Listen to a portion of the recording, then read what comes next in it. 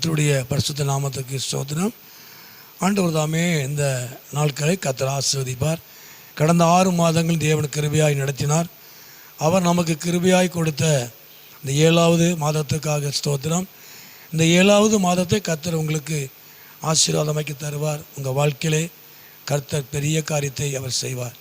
இந்த 7வது மாதத்துக்கு உண்டான வாக்கு தத்த வசனமானது யோபினுடைய புஸ்தகத்திலே 29ஆம் அதிகாரம் அந்த 3வது வசனத்தை நாம் பார்க்கும் பொழுது, அப்பொழுது அவர் தீபம் என் தலையின் மேல் பிரகாசித்தது, அவர் அருளின வெளிச்சத்தினாலே நான் இருளை கடந்து போனேன் என்று சொல்லி பார்க்கிறோம்.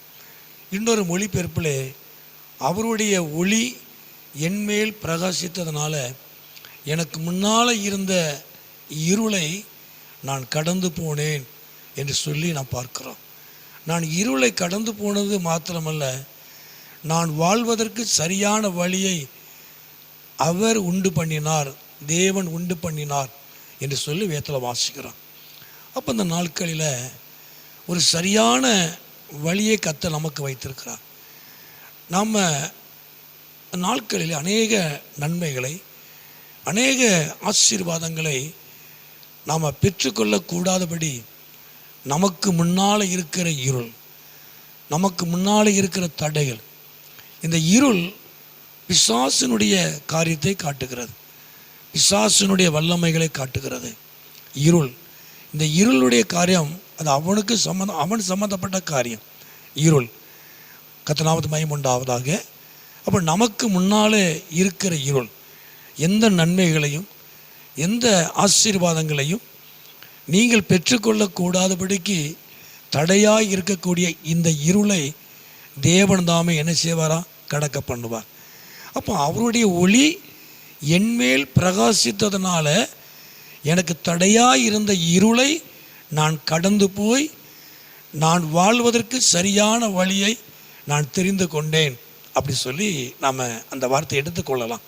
ஏன்னா அந்த தேவன் சொல்லுகிற காரியம் அந்த வேற இன்னொரு மொழிபெயர்ப்பில் நான் வாழ்வதற்கு சரியான வழியை உண்டு பண்ணினார் என்று சொல்லப்படுது. நான் வாழ்வதற்கு சரியான வழியை கர்த்தர் எனக்கு உண்டு பண்ணினார். அப்போ நான் சரியான வழியில் கடந்து போகக்கூடாதபடி, நான் வாழக்கூடாதபடிக்கு, நன்மைகளை பெறக்கூடாதபடிக்கு இருள் போன்ற தடைகள் என் வாழ்க்கையில் இருந்தது. கர்த்தருக்கு மகிமை உண்டாவதாக.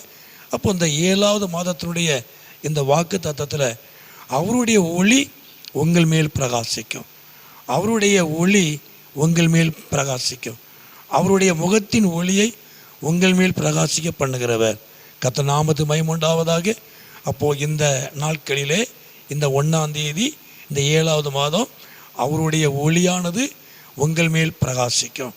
அவருடைய ஒளி உங்கள் மேல் பிரகாசிக்கிறதுனால உங்களுக்கு தடையாய் இருந்த அந்த இருளை கடந்து போவதற்கு, நன்மைகளை பெறுவதற்கு, சரியான வாழ்க்கை வாழ்வதற்கு ஆண்டவர் உங்களுக்கு உதவி செய்வார். அப்போ இதுவரைக்கும் தடையாக இருந்த இருள், இதுவரைக்கும் தடையாக இருந்த எல்லா விதமான பிசாசுடைய தடைகளை நிச்சயமாகவே நீங்கள் கடந்து போக அவருடைய ஒளி உங்கள் மேல் பிரகாசிக்கும். கர்த்தர் நாமத்துக்கு மகிமை உண்டாவதாக. நம்ம சங்கீதம் 23 கூட நம்ம வாசிக்கிறோம், நான் மரண இருளில் நடந்தாலும் நான் பொல்லாப்புக்கு பயப்படேன் என்று தாவீது சொல்லுகிறான். கர்த்தர் நாமத்துக்கு மகிமை உண்டாவதாக. ஆண்டவர் தாமே தம்முடைய ஒளியின் பிரகாசத்தினால எல்லா தடைகளையும் கடந்து போக பண்ணுவார். உங்களுக்கு முன்னால் இருக்கிற இருளையும், உங்களுக்கு முன்னால் இருக்கிற பிரச்சனைகளையும், எல்லா விதமான தடைகளையும் அவர் கடந்து போய் எல்லா நன்மைகளையும் கர்த்தர் உங்களுக்கு வைத்திருக்கிற ஆசீர்வாதங்களை அவர் பெற்றுக்கொள்ள அவர் உங்களுக்கு உதவி செய்வார். அவர் உங்களை ஆசீர்வதிப்பார். ஜெபமனோமா. எங்களை அதிகமாக நேசிக்கிற நல்ல பிதாவே, ஆண்டவரே கிருபையாய் கொடுத்த இந்த 7வது மாதத்தினுடைய இந்த முதல் நாளுக்காக ஸ்தோத்திரம். இந்த சத்தத்தை கேட்கிற அருமையான நம்முடைய பிள்ளைகளை என் ஆண்டவர் ஆசீர்வதித்து உம்முடைய நாமத்தை மகிமைப்படுத்தும்.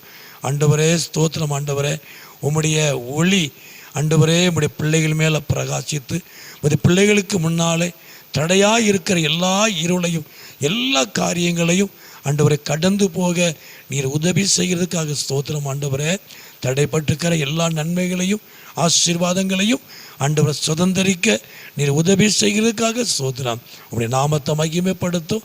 நீர் மகிமையான காரியங்களை செய்யும். இயேசுவின் நாமத்தில் ஜெபிக்கிறோம் நல்ல பிதாவே. ஆமென், ஆமென்.